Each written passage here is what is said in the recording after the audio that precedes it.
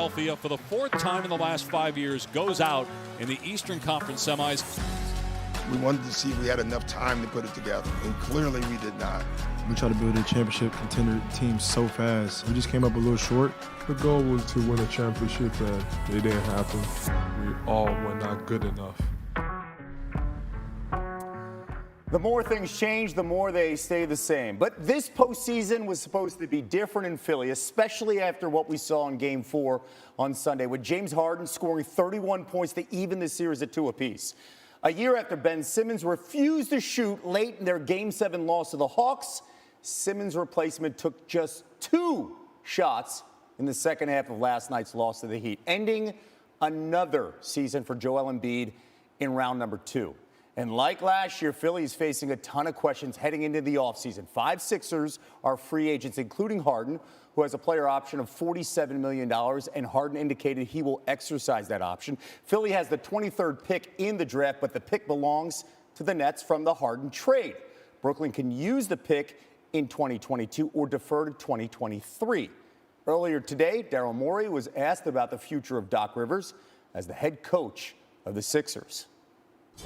Can you assure the people of Philadelphia and us here that the head coach will be back next year? Yes.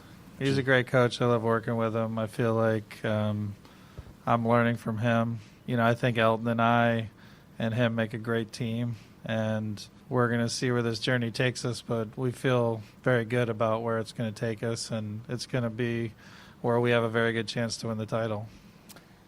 Well, as you can imagine, those comments from Morey about the Rivers' future and what's next for the Sixers has generated a ton of conversation in Philly. For much more, Mike Greenberg is with us and the Countdown crew. Greeny, take it away. Well, Nagandi, we're all concerned about you. Stephen A. Smith, the big fella, Big Perk, is here. In for Jalen, who's at his daughter's graduation. Michael Wilbon will join us in a second. Big Perk, can you offer any words of consolation to Nagandi? I can't. I just feel sorry for his loss. You know what I mean? I'm going to send him my deepest condolences. Okay, fair enough. Let's bring Michael Wilbon into the conversation here again from Arizona as we get set for a doubleheader tonight, 2 more Game 6s. But Stephen A., I will start with you on the fallout in Philly. You heard Daryl Morey there saying that as far as he's concerned, Doc Rivers is coming back. We heard from Harden. We heard from Embiid. Now we hear from you. What's your number one take on the Philly fallout? Well, listen, the bottom line is I'm happy to hear that Doc Rivers is going to remain, because this wasn't on Doc Rivers. This was on James Harden. The reality of the situation is that he never attempted 20 shots in a game from the moment he arrived in Philadelphia. He had like 125-point-plus game in one of his last 15 or 16 games. He's been a grotesque disappointment. It's just no other way to slice it. When you look at him, we got to take into account the hamstring injury he suffered last year, how he's never fully recovered from that, and all we can do right now is hope that he will recover from it so we can see some semblance of what we once saw from him, so this could look like a good trade on behalf of Daryl Morey. We saw that Ben Simmons never played the game, so you could say Daryl Morey already won that trade the second James Harden showed up on the floor. But considering the fact that he only attempted 2 shots in a closeout Game 6 of an Eastern Conference semifinal playoff series, I can simply say nobody won this damn trade, because there's nothing to brag about. At least not to this point. Michael Wilbon, how do you see it? I just wonder, like, is James Harden ready to reinvent himself? Can he, and is he ready? Is he being ready is the first part. Is we've seen players as they get older, because everybody gets old, and even the greatest of the great. Remember how late in his career, Magic Johnson added that set shot and got so much better at three-point shooting and making people come out and guard him in a way he never did when he was 19 and 20 and winning those early championships. We saw Michael Jordan do that with the fadeaway and becoming more of a facilitator. Is James Harden ready to do that? Because James Harden ain't going back to the future. He's not going to get in some Wayback Machine and become the James Harden from 2017. What's he ready to do? Because last night was pathetic. I just can't believe he is going to settle for being that version of himself when he's got several more seasons left, one would think. Big Perk, you were his teammate. How about you? You know, the biggest thing with James Harden is the word trust. Can you trust him right now? And the answer is no. And he gives you every reason why. I mean, taking 2 shots in the elimination game is basically a sign saying he quit on Doc Rivers. And then can you trust him off the court? This 2 straight years that he's came into the season out of shape? 2 straight years? So it's like, okay, how can he even have a say-so on anything that's going on with the Philadelphia organization? I get it. Him and Daryl Morey have a special relationship, but the focal point is Joel Embiid, not James Harden. James Harden can't say nothing with the performance he put on this postseason. Stephen A., put a quick ribbon on it for me. There's no question that both Wilbon and Kendrick Perkins are correct. What I would say to modify Wilbon's position to some degree is this. We did see Harden already reinvent himself when he went to Brooklyn, and he was an MVP candidate, damn near averaging a triple-double, because we saw him being a bit deferential to a Kyrie, to a Kevin Durant. Whenever they were out there together, the few times that they were, we saw him being an assist due to setup guy.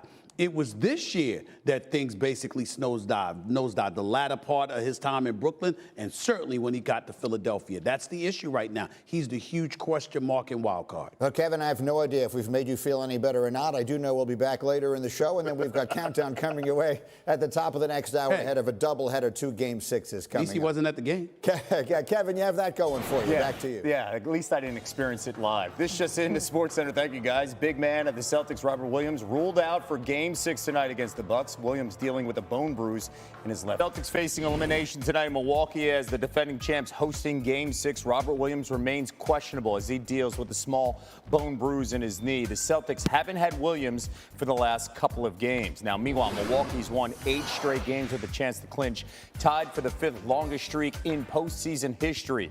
All 8 of those have been under Mike Budenholzer, who has won his last 11 closeout games dating back to his time with the Hawks. NBA reporter Brian Windhorst joining us now live from Milwaukee with much more. Wendy, following a heartbreaking collapse and now facing elimination on the road, what's the Celtics' mindset tonight? Yeah, Kevin, they have some optimism. You know, deep inside, they believe that they should be ahead in this series, considering they have 2 narrow losses. And they are applying that to tonight's mentality. You know, they have going to have to play small again if Robert Williams can't go. That small lineup has had success against the Bucks over the last couple of games, but they just couldn't rebound at the end of Game 5. Give up 17 offensive rebounds in that game. But Ime Udoka likes the lineup. He's going to stick with it, and they're going to try to rebound just a little bit better by gang rebounding. Despite the situation of being on the road in a closeout game, they like their chances, and I will point this out. The road teams are 3-2 in this series. Home court has been diminished. Let's see how this one goes. And by the way, aside from Game 1, you can make a case the Celtics could have won the other 4 games. So we will see how that plays out. Jason Tatum looking for his 3rd straight 30-point performance. Wendy, thank you so much. Elle? All right. How much fight did the Grizzlies show in Game 5, right? Boat racing the Warriors in that elimination game in Memphis. And now, with the series shifting back to the Bay, the Warriors are looking to bounce back from an effort that they called awful and embarrassing. Joining us now is Kendra Andrews. She covers the Warriors for us. She's in San Francisco. And Kendra, Game 5, one of those burn the tape, right, games for the Warriors. We heard them say as much post-game. How are they planning to respond to that 39-point loss with a chance to now close out the Grizzlies at home? Yeah, Elle, several players and coaches said we have to flush Game 5 from our mental. And that doesn't mean, throw the whole thing away. There's a lot for them to learn from that game, but it means flush that demoralizing feeling out of their brain. But heading into Game 6, acting head coach Mike Brown is really emphasizing the need to limit their turnovers. It's been a huge issue for them all series long. He says we can't penetrate into the paint as deep and then try to kick the ball out, because when we do that, guys like Jaren Jackson Jr. and Steven Adams are going to be there to intercept it. We have to kick the ball out much quicker. He also said, Draymond Green, we need him to be aggressive scoring. If he is an open shot, take it. Don't try and pass it and then result in another turnover. Just let the ball fly. The Warriors are 8-3 in potential series clinching home games under Steve Kerr, but of course Steve Kerr will not be coaching tonight. Kendra Andrews with the latest ahead of a pivotal Game 6, a potential closeout opportunity for those Dubs.